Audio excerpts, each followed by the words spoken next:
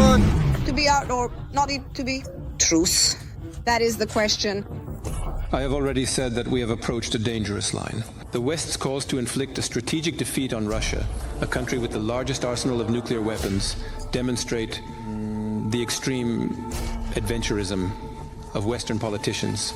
Putin has long been hinted that he is ready to end the war. It's just that the proposed conditions do not suit Ukraine at all.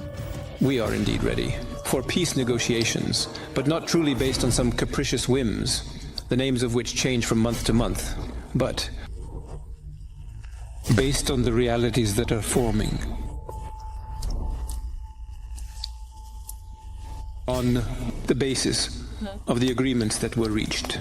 On a basis, well, based on realistic... In reality, it's just a play for the public. The bunker dictator doesn't really want to end the war. But he can be forced and will be forced. I'll tell you a secret. Crap. Won't wait long either. He is preparing a response to Putin. What kind of response are we talking about? Where can negotiations take place and the raising of stakes by Ukraine and Russia? About all this and more in just a moment. Trump is not yet officially the President of the United States, but already. The world is discussing his advisors' plans to end the war in Ukraine. The most popular is the Kellogg Plan, who has now become the special representative on issues of the war in Ukraine. In essence, without going into detail, it is about putting pressure on both Ukraine and Russia. Washington promises Kyiv weapons only if they enter into peace negotiations. And if Moscow does not want to enter negotiations, they promise, on the contrary, to strengthen support for Ukraine. Also, Kyiv must renounce NATO for the next years, 20. However, America will provide weapons to prevent a future attack by Russia. Russia, in turn, proposes to lift sanctions in the future. The USA will continue to arm Ukraine and strengthen its defense to ensure that Russia does not take further steps and does not launch a new strike after a ceasefire or peace agreement is reached. However, future US military aid will require Ukraine to participate in peace negotiations with Russia. But there is a nuance. For Ukraine, such a scenario may have consequences. If this plan of Trump's worked, if Russia agreed to it, this plan would bring us nothing good. It's just a postponed death. Yes, postponed for a year or two, but no more than that. At the same time, it should be noted that Trump seems ready to listen.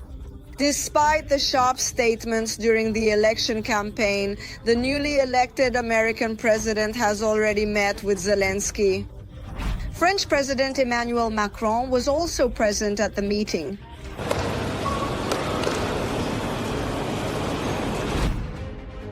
Since the event was held behind closed doors and only among the three of them what the leaders discussed is unknown, but there were speculations even before their meeting.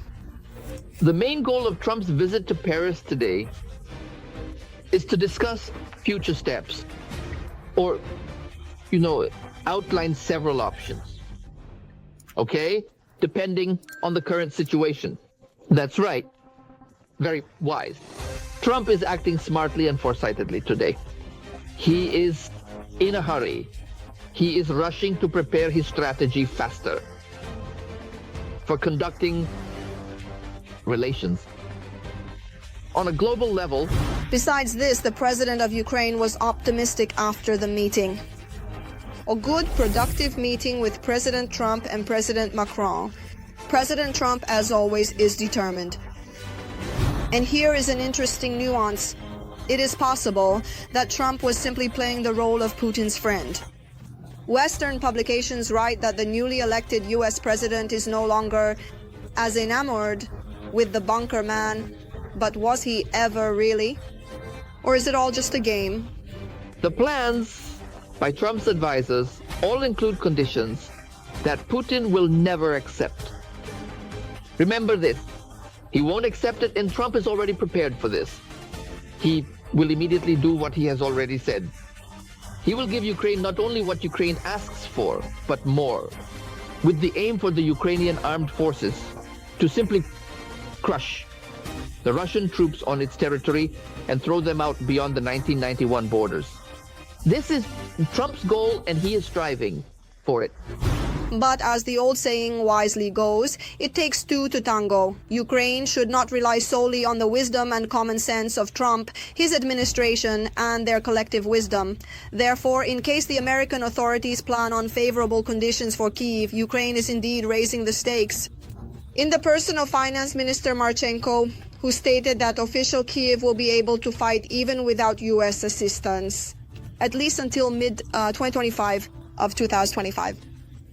Year. We need to raise the stakes to show that we are not afraid. We know nothing and you cannot intimidate us. Secondly, you are our partners. Why are you trying to intimidate us? Well, if the phrase is said, it will last at least 6 months, it will last 6 months, it will last a year. During this time, something else can be found. Plus, there are Russian frozen funds. The Russian dictator is also not standing aside and is trying to somehow show strength.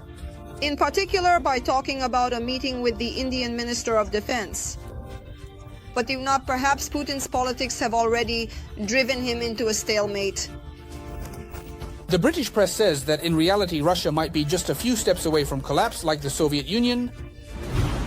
The already precarious state of the bunker further wavered after the overthrow of Bashar al-Assad's dictatorship in Syria. British analysts agree that Assad has fallen and Putin could do nothing to change or offer anything. Iash writes that the limits of Russia's power have been defined, beyond which it can do nothing. And this is starting to be taken advantage of.